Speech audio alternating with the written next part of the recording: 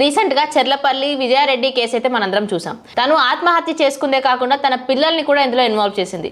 అయితే ఇప్పుడు దీనిపైన ఒక బిగ్ ట్విస్ట్ అయితే బయటకు వచ్చింది. నిన్న విజయారెడ్డి గారి మామయ్య ఇలా న్యూస్ లో చెప్తూ, అమ్మాయికి మాకు పెద్దగా సంబంధం లేదు, తను మాకు కాంటాక్ట్ లో ఉండడం చాలా తక్కువ, మాకు కాల్స్ చేసి ఎలా ఉన్నారు, ఏం చేస్తున్నారు, ఇలాంటి ఇన్ఫర్మేషన్ అయితే మాకు ఇవ్వలేదు.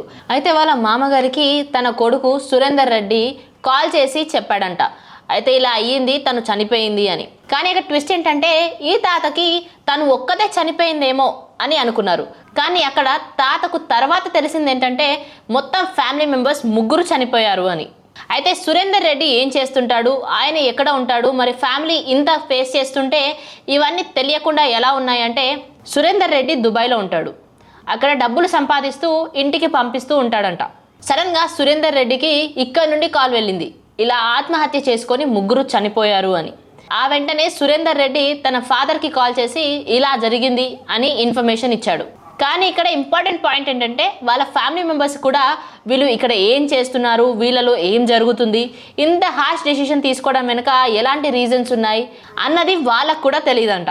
అయితే విజయారెడ్డి ఒక సాఫ్ట్వేర్ ఇంజనీర్ అని, తను ఒక టెక్ ఫీల్డ్లో వర్క్ చేస్తుందని మనందరికీ తెలుసు. కానీ అక్కడ ఏదైనా ప్రెజర్ వల్ల లేదా అక్కడ ఏదైనా ఇన్సిడెంట్ జరగడం వల్ల ఇలాంటి స్టెప్ తీసుకుందా? అయినా ఒక తల్లి తన పిల్లల్ని సేవ్ చేయడానికి ఎలాంటి ఎక్స్టెంట్కైనా వెళ్తూ ఉంటుంది.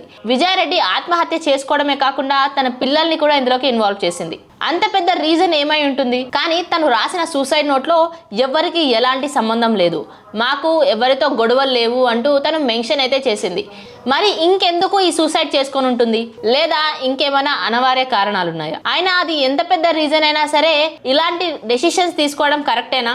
శనివారం 30వ తారీఖు 6 గంటల తర్వాత విజయారెడ్డి తన కూతుర్ని హాస్టల్ నుండి పిక్ చేసుకోవడానికి పటాన్చెరు వెళ్ళింది. అయితే అక్కడి హాస్టల్ వార్డెన్ ఈ టైంలో అమ్మాయిని ఎందుకు తీసుకెళ్తున్నారు అని విజయారెడ్డిని అడగగా, తను మా బంధువుల్లో ఒకరు చనిపోయారు అని చెప్పి అక్కడి నుండి తన కూతుర్ని తీసుకువెళ్ళింది.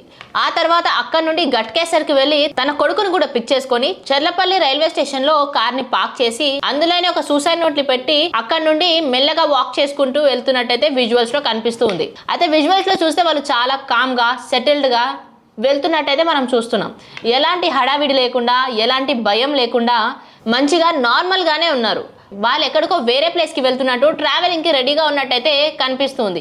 కానీ ఇంత హఠాత్తుగా ఈ డెసిషన్ తీసుకుంటారు అని అక్కడ ఉన్నవారు ఎవ్వరూ అనుకోని ఉండరు. అయితే విజయారెడ్డి హస్బెండ్ సురేందర్ రెడ్డి గారు చెప్పిన స్టేట్మెంట్లో చూస్తే తనకి ఎలాంటి హెల్త్ ప్రాబ్లమ్స్ లేవు, ఎలాంటి ఫైనాన్షియల్ ప్రాబ్లమ్స్ కూడా లేవు, అంతా బాగానే ఉండేది. కానీ సడన్గా ఇలా ఎందుకు ఆత్మహత్య చేసుకుందో, పిల్లల్ని కూడా ఎందుకు ప్రేరేపించి వాళ్ళని కూడా ఇలా దీంట్లోకి లాగిందో మాకు తెలియట్లేదు అంటూ ఆయన అయితే చెప్పారు.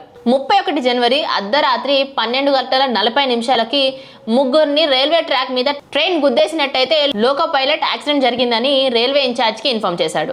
ఇక పోలీసులు ఈ కేసు విచారణ చేస్తూ అక్కడ ఉన్న కార్ని స్వాధీనం చేసుకొని అందులో ఉన్న ఫోన్ని, సూసైడ్ నోట్ని, ల్యాప్టాప్ని ఫారెన్సిక్ ల్యాబ్కి పంపించారు. ఆ తర్వాత దీనిపైన ఎలాంటి అప్డేట్స్ వస్తాయో, ఈ కేసులో అసలు ఏం జరిగిందో మనం వేచి చూడాలి.